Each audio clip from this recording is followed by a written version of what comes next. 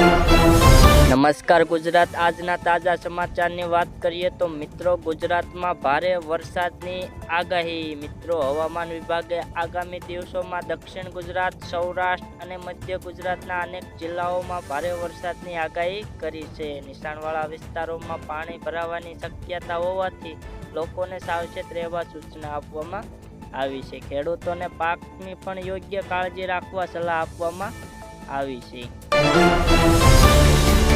આગળ જોઈએ તે પહેલા મિત્રો, ચેનલ પર નવા આવ્યા હોય તો સબસ્ક્રાઇબ કરી દેજો, જેથી તમને રોજે રોજના તાજા સમાચાર જોવા મળતા રહે. તો વાત કરીએ તો ચૈતર વસાવા કેસમાં 7 વર્ષની સજા. આમ આદમી પાર્ટીના ધારાસભ્ય ચૈતર વસાવાને એક કેસમાં કોર્ટ દ્વારા 7 વર્ષની સજાનો ચુકાદો આપવામાં આવ્યો છે. આ નિર્ણય બાદ રાજ્યના રાજકારણમાં ચર્ચા તેજ બની ગઈ છે અને પક્ષના નેતાઓએ કાનૂની લડત ચાલુ રાખવાની વાત કરવામાં આવી છે.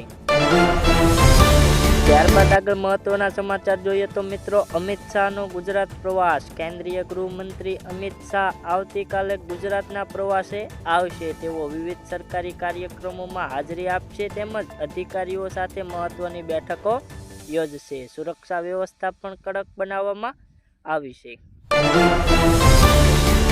રાજ્યમાં ડ્રગ્સ વિરોધી મહાઅભિયાન. વિશ્વ ડ્રગ્સ વિરોધી દિવસ નિમિત્તે અમદાવાદ, રાજકોટ સહિત અનેક શહેરોમાં ગુજરાત પોલીસે જનજાગૃતિ કાર્યક્રમો અને મેરેથોનનું આયોજન કર્યું છે. યુવાનોને નશાથી દૂર રહેવા માટે સંદેશ આપવામાં આવી રહ્યો છે. આના માટે તમારે શું કહેવું છે, કોમેન્ટ બોક્સની અંદર જરૂરથી જણાવી દેજો.